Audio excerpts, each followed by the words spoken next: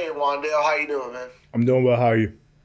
Good, good. I want to start with obviously we saw or I saw your tweet after the game, just kind of you responding to what people said, and just I'm curious. Do you feel like the receivers kind of made a statement with obviously Darius out and Malik sideline from Thursday?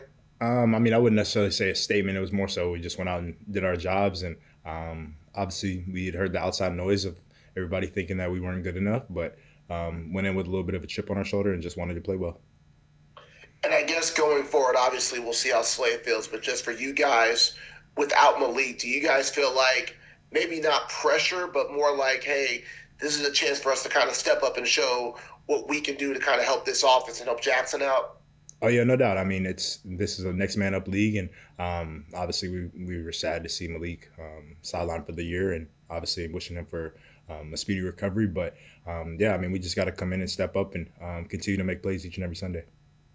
And the last thing from me, we talked to Kayvon, and he talked about how this team is starting to get an identity of smash mouth football. And I'm just curious, when you see Cam running through guys, Jackson running through guys, this pass rush creating pressure, do you feel like this team is kind of creating that identity? Oh yeah, no doubt. I mean, I think whenever you turn on the tape and watch us play, you see just straight toughness and real hard work, and just going out there and doing our jobs and doing everything that we can to come away with victories on Sundays. Thank you. Paul Schwartz. Hey, Wan'Dale, how are you? I'm doing good. How are you? Good, good.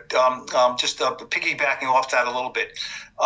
The best teams, you kind of know what to expect week to week. You know what I mean? They may not win every week. You know, nobody wins every week, but you kind of know what to expect. Do you know what to expect from the Giants week to week? And do you know now? I mean, at the end of it, I think for the most part, it would be going out there and playing competitive football. We just have to take care of the football and do the right things each and every snap, and the results will come from there. Do you know? Let's say just you make your living on offense. Teams know what they hang their hat on. Do you know what you hang your hat on? Because from week to week, you have not. Your offense has been different. Yeah. You know, do you know what you hang your hat on? That I know this can happen every week. I mean, I definitely think up front we want to run the ball each and every game, and there may be teams that gear up to stop it a little bit more, but that's where it all starts. And I think our game plan will always kind of be the same: of start with the running the football and getting the ball out on the perimeter from there. What was your weekend like? I mean, you don't have weekends off during the season. You know, when you have a Thursday game or a bye week, you've had a bunch of those where you came off a loss, and the weekend's what the weekend is. Yeah. Was this weekend different? Did it feel different for you? I mean, it feels really good whenever you have a couple days, especially to celebrate a win. But obviously, coming in today, we're a little bit off that now and on to Denver. Thanks, Wan'Dale. Yep. Brian Dunleavy.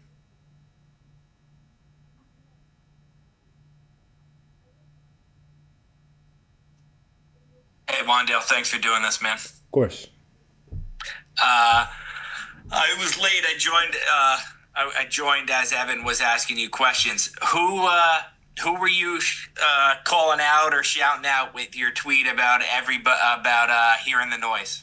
I mean, I think that's just a little bit of everything. Obviously, we have TVs rolling around on our screens, and obviously we all have Instagram, Twitter, and stuff like that. So you hear a lot of the noise, but obviously you try to block it out, and obviously makes you play with a little bit of a chip sometimes. None of us, right? None of us. I couldn't tell you the specifics. Obviously, I don't try to read into it too much and get on a personal level or anything. So, yeah, no, I mean it's y'all's job, I guess, to critique and for me to prove wrong if you say something bad. What do you expect to draw Surtain in this matchup? Like, he obviously follows number one receivers. Like, right now you're a number one receiver. I assume you see yourself in that light going forward. Do you expect to draw Surtain, and what would that be like? I couldn't really say. I'm more so just studying to see all three DBs. I know I move around a lot and play inside and out, so we'll see how they decide to go. But either way, I'll be ready. And then what would you say, Wan'Dale, if the Giants made a trade for a receiver? Would that say to you, like, hey, they don't think we have enough, and would that, like, insult you? Or would that be like, hey, the Giants believe in us, and they want to add to our room and we want to go for it kind of thing. How would you react if they brought in another guy who's a good player? I mean, I just think that they'd be bringing in somebody to help us win football games. And I think that's the name of this game. And obviously, you can't be mad at what our front office would do to try to help us win. And whoever it may be, we would welcome them with open arms and get them caught up to speed and just get ready to go. Thanks, Wan'Dale. Charlotte Carroll. Hey, Wanda, how's it going? How you doing? Good. I know it's early, and you guys are just getting back, but what have you seen from Broncos and just what they've been able to do defensively? A really good defense. Like I said, it starts up front, especially with those guys. And I trained with Nick Benito a little bit during the pre-draft, so I know a little bit about him. And obviously on the back end, they have some really great DBs and just a really solid defense all around. But we got to be ready to go. Thank you. Last one, Art Stapleton.